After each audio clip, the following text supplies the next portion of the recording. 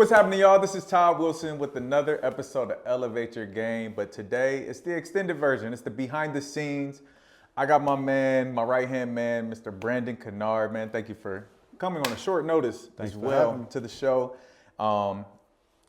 If you guys don't know, Brandon he's an assistant coach at Oakwood High School. He is also the co-director of the Cali Wave AAU program.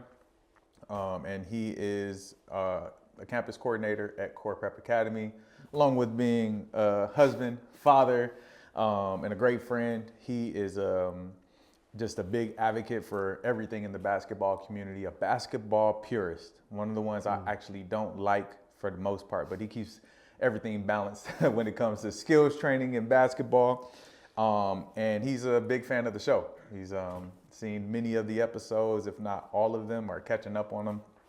And we're here today just to, bring you into the new year. We are excited about what's to come, but we've been away for a month. We had to take a break. Karina and I just needed a break. We went for, I think 80 consecutive weeks. We posted shows, and this holiday season brought a lot to our lives in a positive way. It was a good break to take for us, just to connect back with our families, connect back with ourselves, and come back ready for the 2025 to bring you guys not only this show, but many more things to come. We're not here to talk about that right now, though. So you'll hear Karina's voice as well, as she's helping, just lead this conversation as we just talk about, taking breaks and giving yourself time to recharge. So what have you been up to, man, on this Christmas break? Talk to me.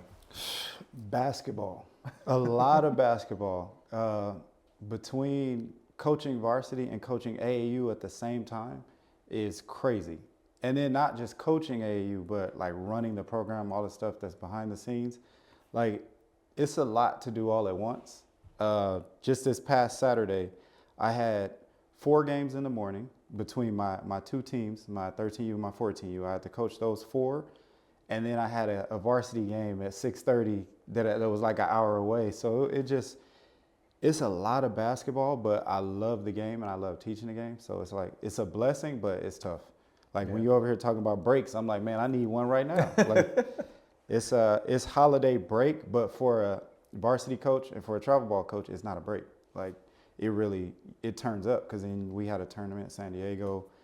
There was a lot. So yeah, I still been working, honestly. Oh man.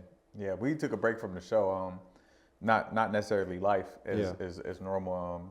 With us transitioning with Core, I've been on the phone trying to get things situated and figuring that out. Last week, took a big break just in life.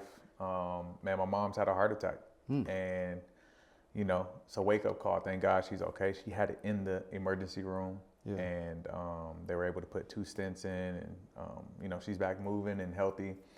Had some like post-operation stuff where she had to go back to the ER, but she was okay.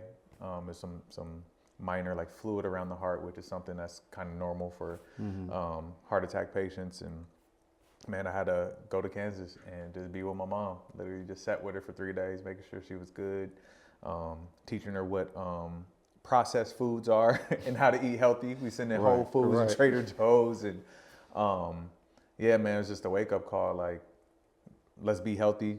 I have a great relationship with my mom, thank God, where I'm talking to her constantly. But it was, the family coming together just to support her as she supported us through our life. So that was a hard pause on everything to go do that. And then potty training my son, man. It's for the birds. That's like, tough. This is not what I want to do. I love my son, but if there's anything I could pay for my kids, is for him to be potty trained. So if anybody, he's still not potty trained. This dude is just rebelling. Anybody out there, right, who wants to do this, I will pay you to potty train my son. He is just not feeling it, and crazy. So it's been, and I don't know if people understand what potty training takes. It's literally all day sitting around the house, Yeah, just waiting for just waiting for him to go, and he don't want to go. He held it for 7 hours one day. Yeah, so he has the control. He just don't want to go. And so literally couldn't, like, I didn't go to basketball games. I didn't do much because I had to, be a father, which is I'm okay with. But, Right. So my break from the podcast and this media stuff was good to formulate the ideas and really look on what's working and how we can just make this better for the people that we serve. But also, it was a ramp up in life of real life stuff. And so, yeah, man. So, like you said, a break isn't really a break. Right. It never stops. Yeah. Like, it's like life just has its phases. It transitions. It's even when it's not busy, it's still busy in a different way. Like, but I think it is important to be able to take that break somehow, like that mental break, being able to relax and find an escape. I think for me, that's something I miss. Is I used to hoop a lot. Like, that was my escape. And I feel like I've gotten away from that because now I just teach people how to hoop all day. Yeah. This is how you're supposed to do it. And I'm getting more frustrated because I don't get to do it anymore. I can't control it like when you're playing, you can control the game. Like, especially as a point guard, you can dictate the pace. You can put people in their spots. As a coach, all you can do is yell. Like, you're just over there hollering, but nothing's changing. But I think just hearing you talk about that and then hearing myself say that I haven't taken a break, I think, like, I got to start hooping again. Like, that's that healthy escape. That break during that time period, it's a break from all of life stuff. 100%, man. That's in the vows for me. I told you, man, like, my wife is literally in my vows that I get to play in a league game, and it is that release. And I didn't have it. Like, the league is over for the month of December because of all the breaks, and so I wasn't getting to hoop. And so sitting in the house and not, like you said, not being able to do that, like, I felt that too. It's like, man, I need to get back to hooping. Like, I can't wait for this league to start in the middle of January. So far, like, even with some of my private clients, like, I started playing ones. I'm like, nah, you gonna get these buckets. Like, somebody got to get these. I just started doing that at practice. I'm doing it against 12 and 13-year-olds. I don't care. I just did it this last week, and it was that escape, even though it was little kids. But now I'm getting mad because they're not going hard. Like, there's a level that I need you to match my aggression, but they're kids. Right. So, but yeah, I need to get back to that too. No, that's dope. I think, what does rest look like, right? I think that's the real question, right? I look at coaches. I remember talking to Coach Rabibo over at Harvard Westlake, who's doing a hell of a job right now with his group. But he is nonstop basketball. Like, he literally gets the month of August sometimes for his family. And basketball for him because of, fall league, high school season, AAU season. He's a Team USA basketball coach now, that he literally misses holidays. And I think he talked about it on our episode, actually. He misses the holidays with his family. Like, they have to makeshift these things in the middle of his season. And he never got that rest. And so that's why he alternates when he head coaches his the why team, why not AAU team. And it's so important to understand what rest really is. Is it stopping doing everything? Or did God create us to be productive at all times, right? Be fruitful and replenish, like that concept of always being productive, right? That when we wait on God, we don't stop moving in faith. That doesn't mean we don't stop hard work. So what does it really mean to rest and to take a break on those things? Because we stopped the show, but we had a full meeting about what we're doing this year. Right. And my mind's turning now, and so my mind's not resting. My body got a little bit of rest, but my mind's not resting on, those types of things. So what is rest to you, and what kind of rest do you think you're supposed to have, just as a professional? I think rest for me is just not having to think so much like that, like where I can just turn it off and not have to be thinking about plotting and planning and doing this, doing that, like being able to just relax and just breathe and just exist. Like, because my brain is always running. And it's weird because now, because I'm so busy, when I do get times to rest, I feel weird. Like I'm like, oh wait, I got an appointment. I got something. Like I'm checking my schedule when I have a day off. It doesn't feel right. I feel like called I'm this missing man this something. morning. I called this man at 8:30. He's like, we ain't got school, do we? Yeah, I was like, nah, man, we good. because it's a Monday. I'm like, I think we start on Tuesday. I'm pretty sure. But no, like it's tough to find that rest or to find that peace in the rest because you get used to just going and grinding. Yeah. And then I find myself feeling guilty for rest. Like if I take a day off, it's almost that mentality of a star athlete. Like you take that, if you rest today, somebody else is working way harder than you and you just fell a day behind. I don't think that's healthy, but that's just where my brain is right now. And so I'm trying to find that rest. But I like what you said, more of a pivot, like maybe taking rest is resting in that space. Like if I could focus my thoughts over here, maybe those are new thoughts. And so I'm resting that part of my brain. Maybe, I don't know. Yeah.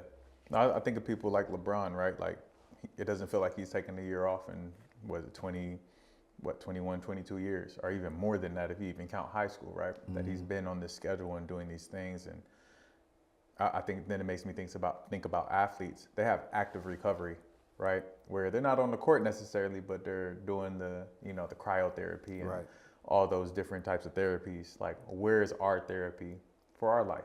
Where we're still doing something that's related to our goals and what we're trying to do, but it looks different than the everyday task. Like you said, and being able to cut off like that piece of your mind that runs. So it's a great conversation. I think it's a mental health conversation, a little bit especially for people who are obsessive, but and there's also that crowd, right? Grind 24/7. Right. Now I just listened to a clip. Rich Paul was like, man, you can't, when you're trying to make it, you can't take no days off. Yeah. And you see his success. It's like, dang, I want that success, but man, you really took 0 days off. Right. And he probably, you know what I mean? So what's our real goal? What are we truly striving for? And are we supposed to rest right now? Or are we supposed to grind till we get to a point to where rest is a part of our lifestyle because we've built it as well? So it's true. I think that mentality is dangerous with the no days off, especially as a family man. Mm-hmm. That's real dangerous territory because if you never actually take a day off and dedicate that time to your family, to your wife, to your kids, that's tough. Like, unless you have an amazing balance, like where when you go home every day, you're able to have this time. But yeah, I've seen that in coaching a lot. Like, because even if you win the championship, like especially if you win the championship, because that means you had a long season, but the moment you win that championship, the next season starts. Yep. Like you turn the page, okay, now we got to do it again next year. Now we know everybody's gunning for us. I got to get new recruits, blah, blah, blah, whatever it is, depending what level you're on. And it's just, I don't know, that's dangerous. That's what I was thinking about right now. But I was actually happy today I was able to get an actual day off. Well, not the whole day because I do have practice at 6:30, but because we didn't have core today and my kids started school today, I don't start core till tomorrow. I was able to take today, we dropped the kids off, and then me and my wife went to a coffee shop. And I'm watching game film, so I'm still working, but I'm spending time with her. It's more intentional because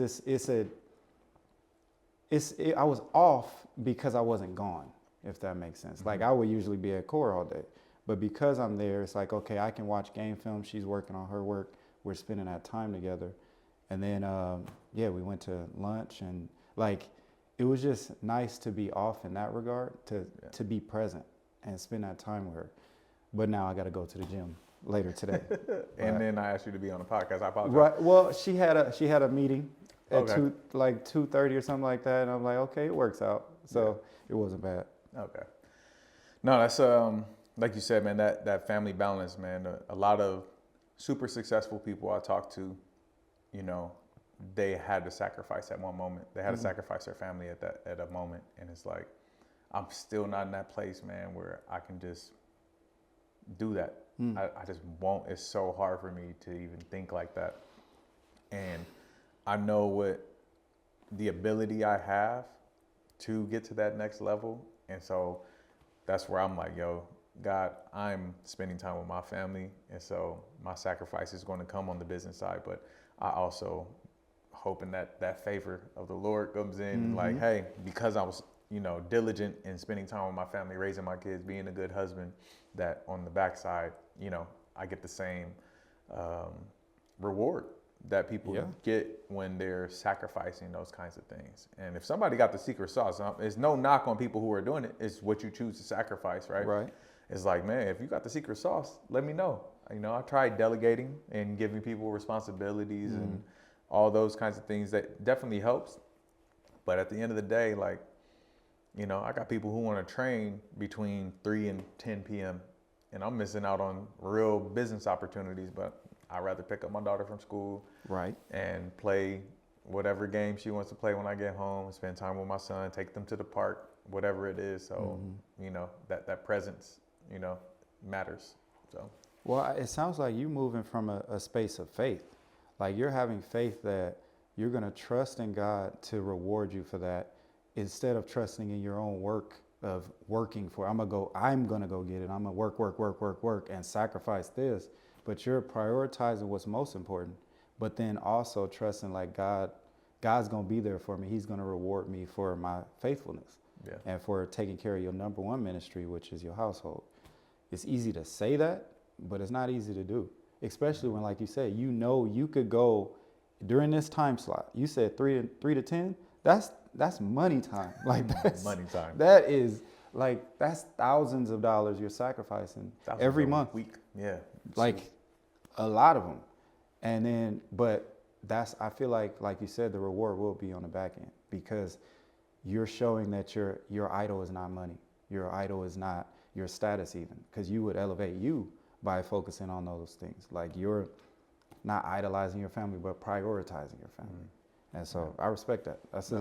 I need to get more of that, because I do have the faith, but then I grind so much, and it's like I'll think like, man, I should be able to, like what we talked about, I should be able to play basketball. I should be able to have date night. I should be able to do these things. And I am able, but I'm not prioritizing it enough.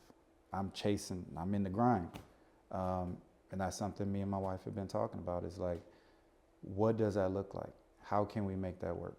And so I think the space, what we figured out is I need to delegate, hire people, put people in position within the travel team. And maybe I don't have to be at every practice, type of thing like that. And I think that's the next phase. Yeah. Is getting to that point. Absolutely. So, since you said the keyword, that's the next part, with that 2025 goals, I think one thing, you guys are very parallel to me, like the same person in my life. I'll say that. 'Cause you guys are both married, both have 2 kids, both have our girl dad and have a son, like literally very, very parallel. With that being said, 2025 goals, with taking rest and all that, I believe in the Bible says like rest in me. It doesn't say like rest, like lay in your bed. That's good. Like sometimes rest looks like being in your word. Sometimes rest looks like worship, and that is the rest for your soul, because it says rest for your soul. So obviously that would be a goal, I'd assume, for both of you guys, to like actually find proper rest. But what other goals do you guys have as fathers, as basketball trainers, coaches, as mentors to other young men, as husbands, whatever it is? Do you? I got some. Oh, go ahead. Yeah, go ahead, while I think a little bit. I have 2 of them. I think I'll attack. The first one is just to get in a better physical shape. Just because if I'm going to be in the basketball space, I feel like I should always be in the best shape possible. Like if a kid start talking crazy, and we got to check up. Like I don't need to be washed up out here. Like I'm not old, I'm not the youngest, but I should still be able to move around. And also my body is a resource in regards to the space that I'm in. So I need to maximize that so that I'm ready for any opportunity. And also just from a health perspective, I need to be in better shape.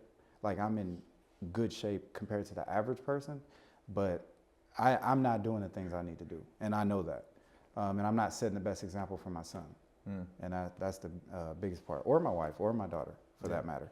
But more importantly, my goal is to be more romantic with my wife. That one right there, because I'll share the realization I had that I struggle with.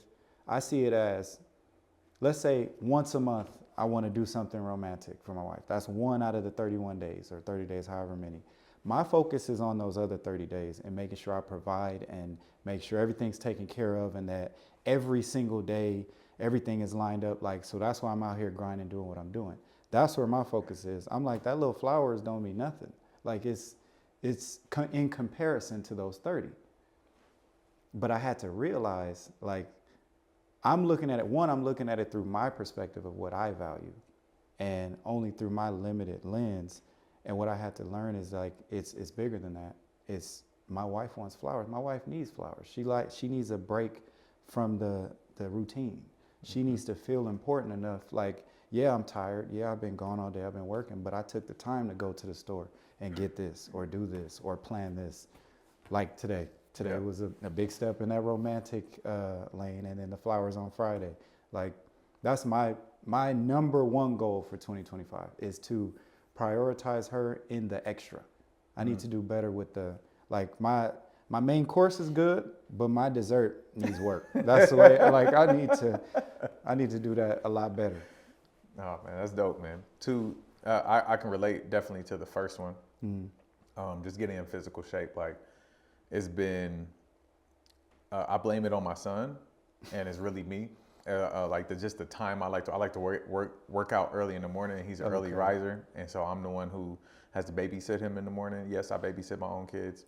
Y'all leave me alone. Right. And so I haven't been able to get to my routine of the workout, and that's an excuse, because I'm literally run a program where people are doing strength and conditioning literally all day, and I could just hop in a session, and it'd be a good time for me to connect with the kids and get in shape and stay in shape, which now I'm going to do.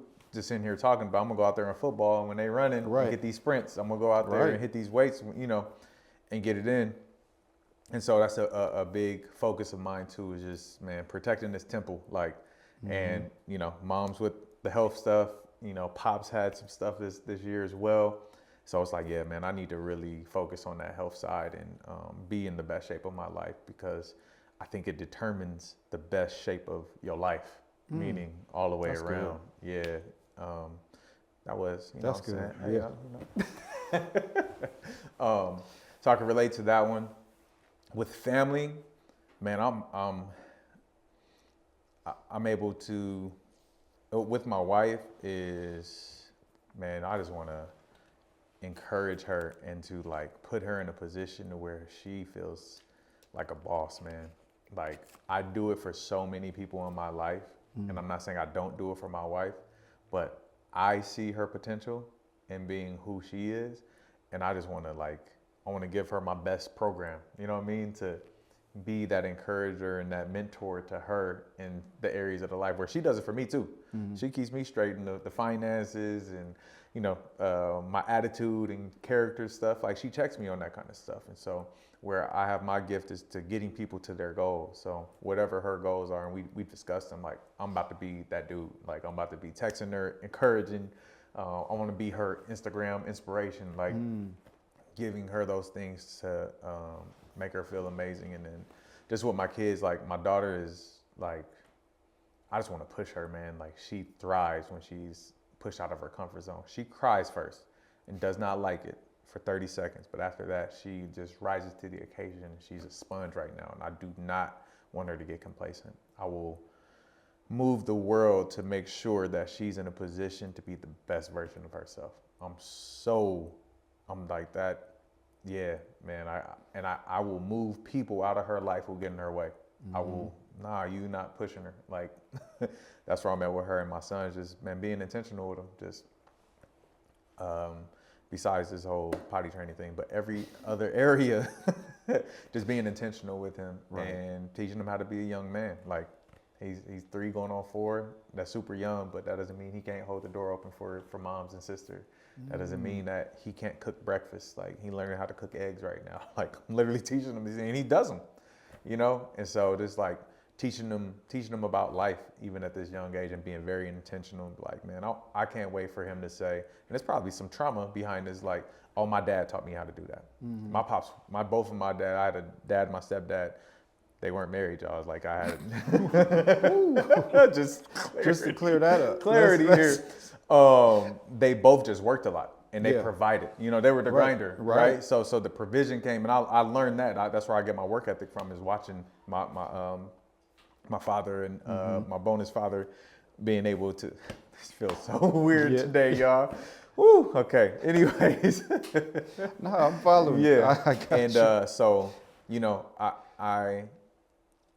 I love that I'm able to teach my son something, or my daughter gets to say, like, oh, my dad taught me how to do that. And my dad does my hair. Like, I didn't have that, and it's okay. I've turned out great, but I love that my kids have that. And so those areas of family I'm very intentional about. And my biggest goal is to,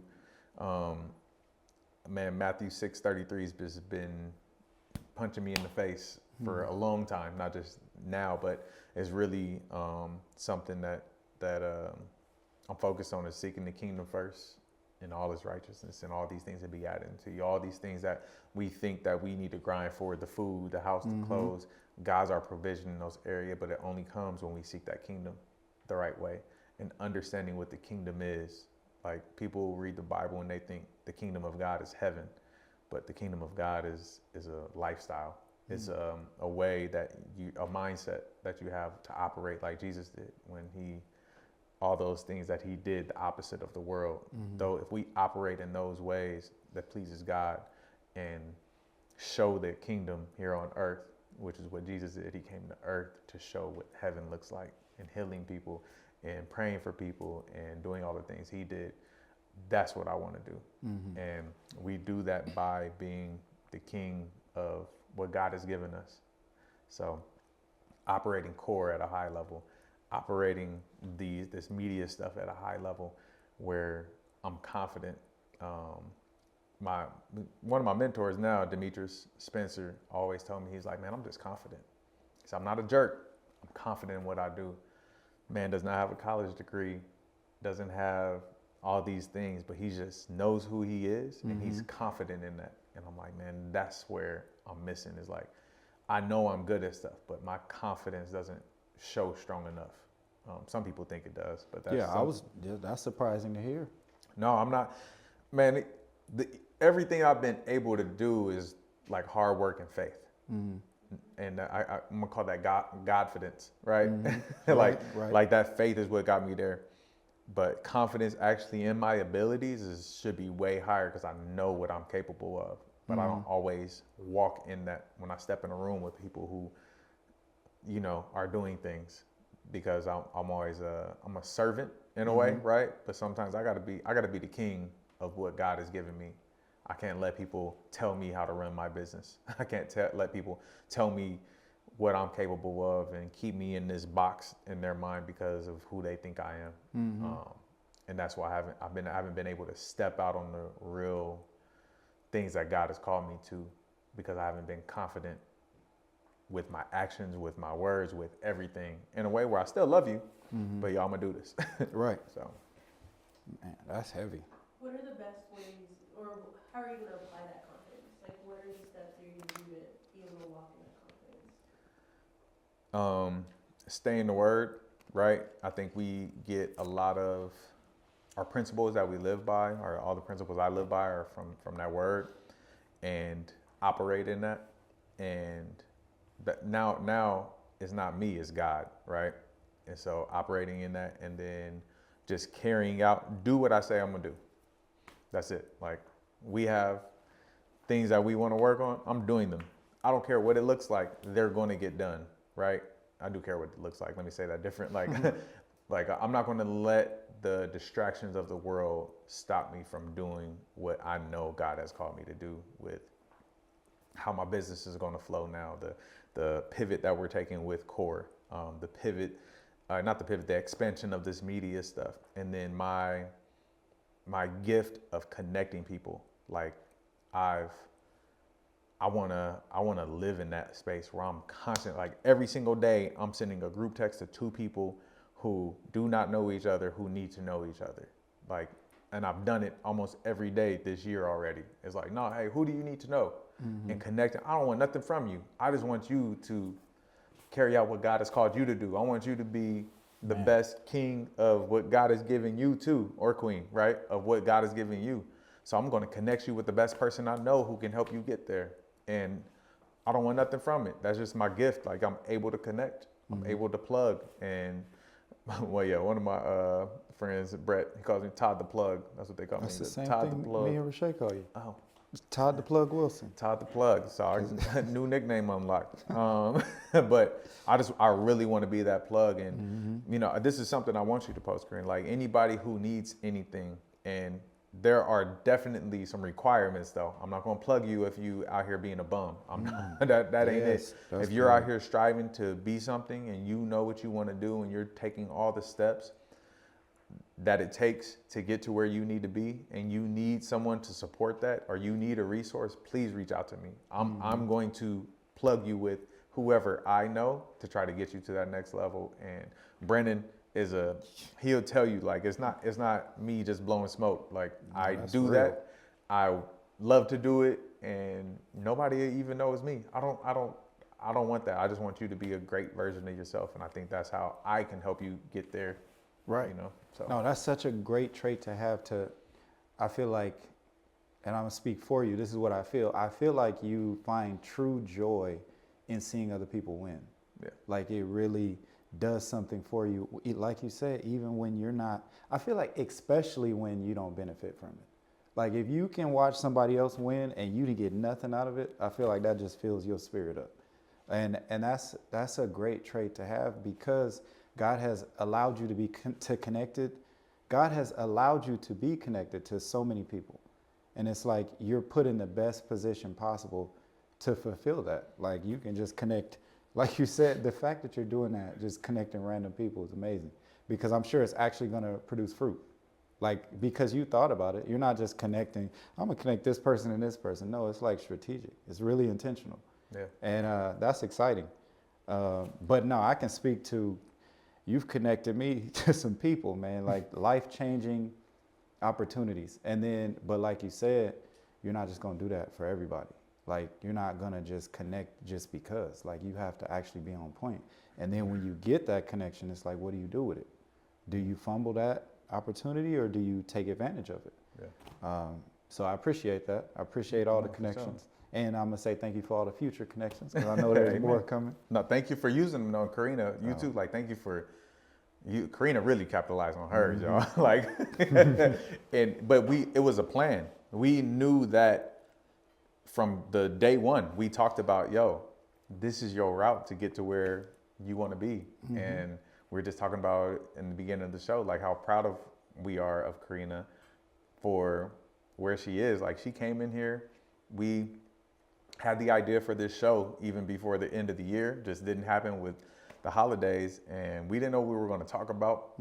But Karina came in here and just told us what to do, and it was like, yeah, take it, yeah, like, whoa, okay, do you, Karina? And it's dope to see her growth and to use that. Like, that's what I want to see, is results. Like, let's have results. So it's dope. Man, let's talk about some basketball. Yeah, like this is too deep. I don't know what this show is called. I don't know what you thought when I came and sat in this chair. You know, all our conversations are like this. Like, right. We talking about a little bit of basketball, but if we're talking basketball, we're usually arguing about. I know. I want to argue with you. Okay. Yeah, I want to talk about stuff that is so important to basketball. Okay. And that people have, especially you, because me and you, me and Brandon's biggest conversation is skills development versus learning how to play the game, which is the talk in the basketball community. Right. And, you know, the way I teach kids how to play, and it's trial by fire, though.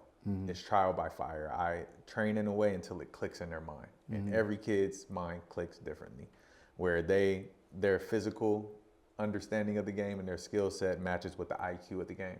I've seen it happen right away. Sixth grader understands it. Oh, it works. I've seen it where it happens in their senior year, like Paris Lassiter's killing right now at Alemany. It's just all come together for him at the right time where it's like, oh, everything I've learned, everything I know now is making sense. And he's balling. And so for me, it's always like, man, I know this system works because I've seen it work over and over. Where Brandon comes from a college background where you have kids who know the fundamentals for the most part. And now you're just implementing basketball at a higher level. And so, and I've compromised. I moved back. I let Brandon run practice and do that basketball IQ stuff like a college program would, which I think is great, preparing these kids for high school. You know, we're dealing with mostly middle schoolers. And also, we still have that skill part where it's like, I want you to be skilled out. I want you to know how to use every part of this basketball court to be successful. I don't care how good you are today. Like, if you keep doing this, you're going to get there. But, yeah, that's where we mostly have our we have some good conversations, man. How your feet should go when you wrap the ball around and crazy stuff. The smallest little details. But that's what it's all about. It's about iron sharpening iron. Because even with they're not even arguments, but like the disagreements, ultimately at the center of it is we want to get to the answer of what's going to put these kids in the best position to be successful. It's not about our ego and, oh, I think this way, you think that way. No, we're legit coming together to figure this out. Like, because I mean, it's obvious in America, we haven't figured it out. Like you look at the other countries, like our skill development needs a lot of work. Like our model is not working. So it's up to us, the adults involved, to figure this out. Like, how do we put all these amazing athletes? We have crazy athletes and we have all the things available to create this, but we haven't been able to do it. How do we do that? Yeah. And it's through these conversations. Like we have to come together and put our egos to the side and figure this out. Right. Yeah, we definitely moving in the right direction. Yeah, no, man, you do a great job when you coach of showing kids how to play the game the right way. Like on a team, and really quick. It is, you know, because even recently, I've had coaches like reach out, I'm like, man, these kids don't know the game. They have to learn it. I'm like, teach them. Right. And that happens in practice, but also happens live game. I think coaches sometimes believe that since it's a live game, they should just go out and perform. But this is the development stage in this middle school space. Even in high school a little bit, it's about, at the high levels, it's about winning. Forget that. Right. Like they need to go win. But in this middle school space, it's about developing. So you should be teaching the game when you're coaching at these AAU tournaments. Y'all out here trying to get dubs at the Sports Academy special. Shout out to my boy Gideon, Sports Academy, great job over there. Right. But the coaches, is what I'm talking about. These teams and coaches are getting kids who are too old, putting together these super teams just to be more athletic to win these tournaments. And there is no focus on true basketball development. There's no movement, no spacing, attacking angles, how to make reads and decisions, and at what point that you do that. Like, those are all the things that are important to basketball that get you to where you need to be on the high school and college level. 100%. I mean, for me, in a game, that's where I do most of my teaching. Like, because you see the scenario. Like, you can create a scenario in a practice, like, oh, this is what we're trying to create. But in a game, like, that is the scenario. The scenario exists. They are blitzing you on this pick and roll. It's happening every time. So now we get to rep that out, like, within the game. Now it's, how do we get past that? How do we learn in this moment? Regardless of winning or losing. Of course, I want to win. I hate losing. But I don't feel like you can prioritize winning in youth basketball. In AAU, I know it's different as you get up to the higher levels of AAU, but I don't see it that way. Like, you have to prioritize development because that's why they're here. Yeah. But I remember times where just this past weekend, I'm coaching a game and a kid does something, I pull them out and I'm having a conversation with them. I'm the only coach on the team right now. Like, my other coach is not there right now. It's just me, I'm coaching. The game's happening and I go sit next to this kid and we are having a conversation. The game is still happening, but I care more about teaching this kid in this moment I don't know what's happening on the floor. I'm just being honest. I'm trusting that it's going the way it's supposed to go. And we're having a conversation, because this is a teaching moment right now that I can't afford to, oh, we'll talk about it later. Yeah. Because I'm going to forget, or they're going to forget. No, it's fresh. They're eager to learn. I need them to go apply it right now. Like, that's where the magic happens. That's why I always tell you, like, I want this kid to come play for me. I'm not telling you that because they'll help me win games. Obviously. Right. The kids I ask you for are usually good, but they're not good in my eyes. Like, they're talented, but they need that next understanding of the game. That's why I say, have them come play for me, not practice. Yes, I could teach in practice, but no, I need to see you in a game. Yeah. And let's talk about it. It's not I'm like being a dictator out here. No, it's a conversation. Let's talk about this. I need you to understand why this is that way. And if you don't agree, let's talk about it. Yeah. And that's the process that I'm in love with, but I have an unhealthy relationship with it, because then when we do lose, I get so mad after the fact. Like, right. That's the thing. The competitive part. Yes. Yeah. And so that's what I'm struggling with. It's like, man, I don't want to be the AAU coach to prioritize winning, but I have such an unhealthy relationship with losing. Like, it will ruin my entire day. But I guess maybe that's just me sacrificing myself. I put myself second. I'll deal with that to help these kids. I think that's what it is. And then on the long run, it'll translate to where we actually are winning more. Not saying we have a losing program, but you get what I'm saying. Like, well, no, you're winning. I think you have to separate the kid and their character and their development versus winning a game that you play that nobody really going to remember. Exactly. And so you are winning. Like, take your dubs in the way that, hey, man, I did what I had to do for this kid to grow. Mm-hmm. And that's how I've always approached the game. And winning comes from that. Like, all the kids that I've ever coached, they felt like they won because they learned so much. And I was their biggest fan. I was their biggest cheerleader. I think that's why people are so attracted to how I just train basketball. Mm-hmm. Is that, man, I will put a battery in a kid's back so quick and make him think that, like, yo, if you do this, this, and this, you're going to be all right, man. I can see you making varsity. Like, oh, you could be a college player. You got to do this, this, and this. But that power that you give them in that moment, because you're spending that time with them, being intentional and actually taking them through that, man, that is, you can't put any value on that. Mm-hmm. Because kids would take that. I had a kid tell me, he was my first year in core, little fella, and he wasn't gonna make it in basketball. We all knew it. Like, he worked hard. He probably he played varsity basketball. Then when high school was over, he just stopped. He knew it was over. But he told me, he said, Coach, I just took what we did in core and applied it to music. I worked on it every single day. I just put that same mindset and I grinded. And I just put it to music. And he's an artist now. That's good. And he goes to school for music in Florida. Like, that's why we're here. I'm like, create habits. Thank you. And check this out. When he quit school, or not quit school. He not quit school, y'all. When he graduated school and stopped playing basketball, I was like, yo, what are you doing now? Oh, I'm going into music. Oh, that's dope, man. Guess what I got him for his graduation gift? I got him a keyboard. Right.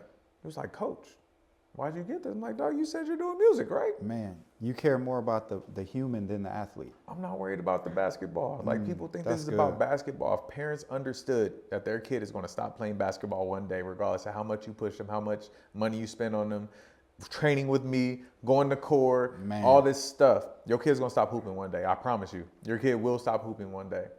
And understand what we're really trying to do is create this mindset and this confidence and this work ethic in them that whatever they do, they're going to be successful. Right. Yo, that's what should be your focus, not if they're missing shots and how many shots they're getting on the court and all this stuff that does not matter in the longevity of their life. Now, there's some bad coaches who are telling kids not to shoot. Y'all stupid. Stop telling kids that. That's crazy. Y'all dumb. Y'all stupid. Come talk to me about it. Stop telling middle school kids and younger high school kids to stop shooting. Now, if you're on varsity and it's not your job to shoot, know you're wrong and work on your skill set. But y'all people putting kids in this pigeonhole, they're not going to make it. I'll show you 10 kids who were like, oh yeah, he's not going to make it. He's not going to be a college player, who are in college. This doing what they're supposed to be doing because they worked at it. Right. And so, tangent. Sorry, I get really upset at No, I adults who get it. tell kids they can't do something that's stupid. I get it. You're dumb.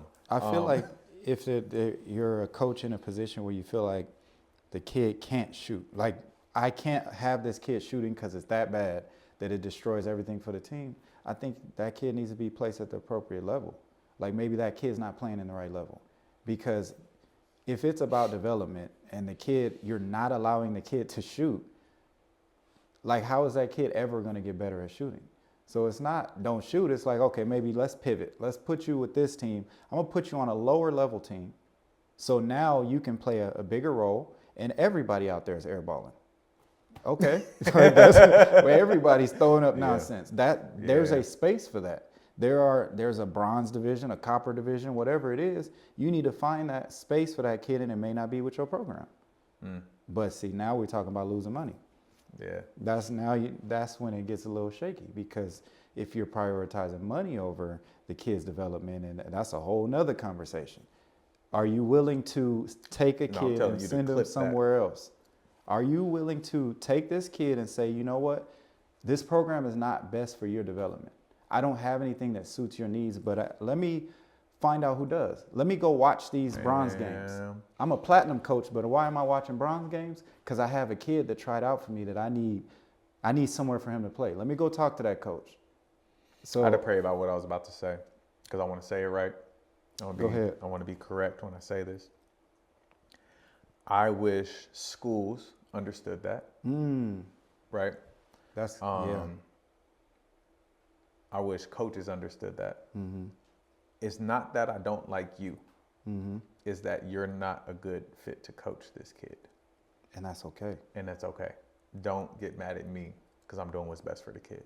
You're my friend. I love you. And it's happened to you. I'm like, yeah, dog, he ain't playing for you. Right. like, no, I'm not. You can try to go get on. I'm not going to refer Right. you because I don't think it's a good fit. Yeah.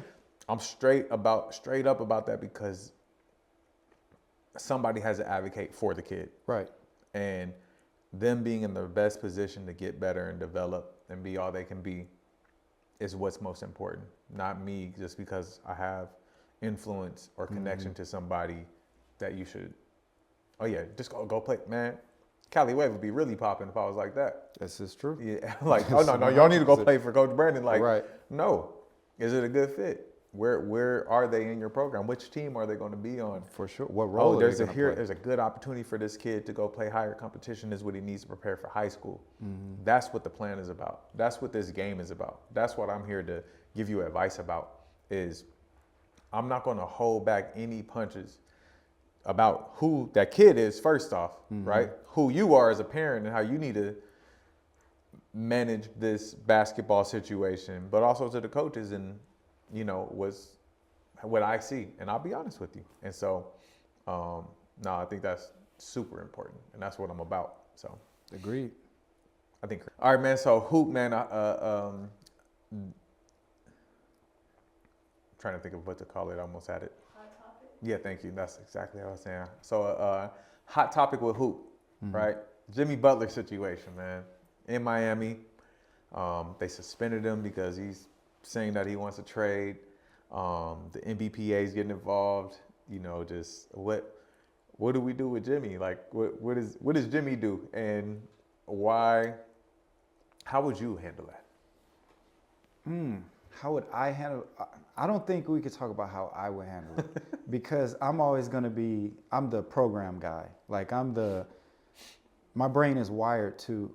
I can't even say the way college is because that has changed. But like the old school mentality of program first, like that's just the way I'm wired, and I don't think you can move that way in the NBA because it's a business. Like and even now in college, it's like I said, it's shifting. So I think I understand that he's going to have to do things to force his way out, and in order to force your way out, you have to make it an uncomfortable space. Like if I want to get out of this situation, I'm under contract.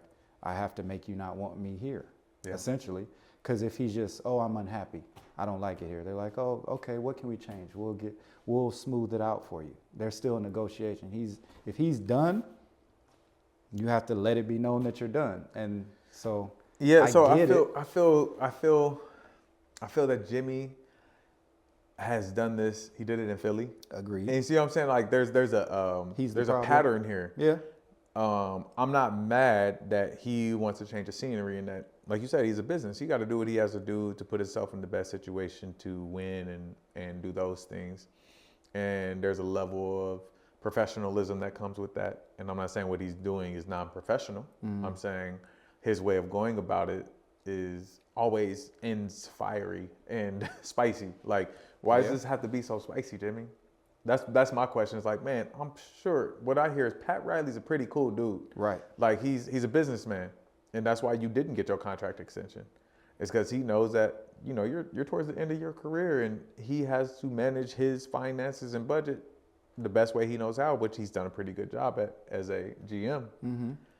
And you got to. I think there's a respect level for that. All right, cool. Well, get me somewhere who is going to pay me. Yeah. And nobody knows what the conversations are behind the scenes. Where it got to this point to where he's very outspoken about it, to the point of, him saying things that are detrimental to the team. Right. And him getting suspended. But now you missing out on money, bro. I just think there's a way to approach this, right? And if you can't do it, I'm a big believer, if you have a weakness, man, hire somebody else to do it for you. Like, that's what your agent's for. That's what these people in your circle are for. Use them to get what you need done, right? And, I don't know. I just don't want this to be the WWE where everything has this big dramatic storyline. True. Every time somebody needs to move and get traded and all that. I understand the attraction to it, but at the same time, I'm a Jimmy Butler basketball fan. I like how Jimmy plays. Like, I think he's an all-star. He don't care about my opinion. Who am I? Right. I'm just a lowly, light-skinned man of the Lord. Lowly, light-skinned man of the Lord. That's crazy. So he don't care what I think, but I just, I always reflect things back to the kids.